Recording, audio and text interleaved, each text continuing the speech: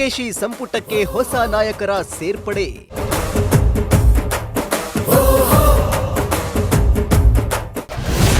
ಹತ್ತೊಂಬತ್ತು ಮಂದಿ ನೂತನ ಸಚಿವರಾಗಿ ಪದಗ್ರಹಣ ಸ್ವೀಕಾರ.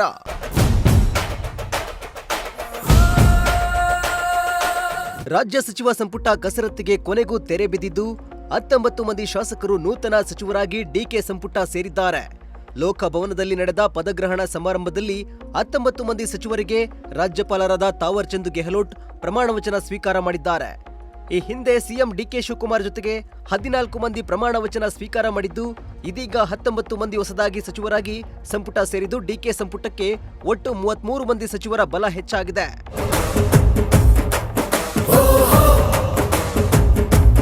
ಹಾಗಾದ್ರೆ ಯಾರ್ಯಾರು ಡಿಕೆ ಸಂಪುಟದ ನೂತನ ಸಚಿವರಾಗಿ ಪ್ರಮಾಣ ವಚನ ಸ್ವೀಕಾರ ಮಾಡಿದ್ರು ಅಂತ ನೋಡೋದಾದ್ರೆ, Basavaraj Rayareddy, Santosh Lad, Madhu Bangarappa, B Nagendra, Rizwan Arshad, PM Narendra Swamy, KM Shivalingegowda, T Raghumurthy, N Chaluvarayaswamy, Zameer Ahmed Khan, Laxman Savadi, Rudrappa Lamani, Vijayananda Kashappanavar, HC. Balakrishna, doctor Ajay Singh, Shivaraj Tangadagi, KS Basavanthappa, SS. Mallikarjun, C. Puttarangashetty.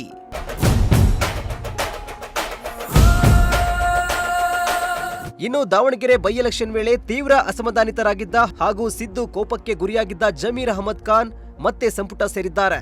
ಅಲ್ಲದೆ ಜೆಡಿಎಸ್ನಿಂದ ಕಾಂಗ್ರೆಸ್ಗೆ ಬಂದು ಪಕ್ಷಕ್ಕಾಗಿ ದುಡಿತಾ ಇದ್ದ ಅರಸೀಕೆರೆ ಶಾಸಕ ಕೆಎಂ ಶಿವಲಿಂಗೇಗೌಡ ಅವರು ನೂತನ ಸಚಿವರಾಗಿ ಪ್ರಮಾಣ ವಚನ ಸ್ವೀಕಾರ ಮಾಡಿದ್ದಾರೆ. ಇನ್ನು ಮೊದಲ ಬಾರಿಗೆ ರಿಜ್ವಾನ್ ಅರ್ಷದ್, ವಿಜಯಾನಂದ ಕಾಶಪ್ಪನವರ್, ರುದ್ರಪ್ಪ ಲಮಾಣಿ ಸೇರಿ ಹಲವರು ಮೊದಲ ಬಾರಿಗೆ ಸಚಿವರಾಗಿದ್ದಾರೆ. ಇನ್ನು ಸಿದ್ದು ಸಂಪುಟದಲ್ಲಿದ್ದ ಮಧು ಬಂಗಾರಪ್ಪ, ಶಿವರಾಜ್ ತಂಗಡಗಿ, ಎಸ್.ಎಸ್. ಮಲ್ಲಿಕಾರ್ಜುನ್ಗೆ ಮತ್ತೆ 2ನೇ ಬಾರಿ ಸಚಿವರಾಗಿದ್ದು ಅಭಿಮಾನಿಗಳಲ್ಲಿ ಸಂಭ್ರಮಾಚರಣೆ ಮನೆ ಮಾಡಿದೆ.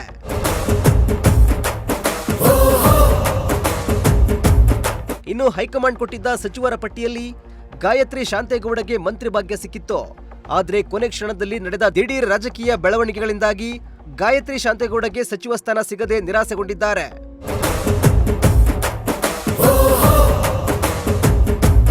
ಹೈಕಮಾಂಡ್ ಅಳೆದು ತೂಗಿ ಸಚಿವ ಸ್ಥಾನ ಫೈನಲ್ ಆಗಿದ್ದು, ಕೆಲ ಕಾಂಗ್ರೆಸ್ ಶಾಸಕರಲ್ಲಿ ಅಸಮಾಧಾನ ಸ್ಫೋಟಗೊಂಡಿದೆ.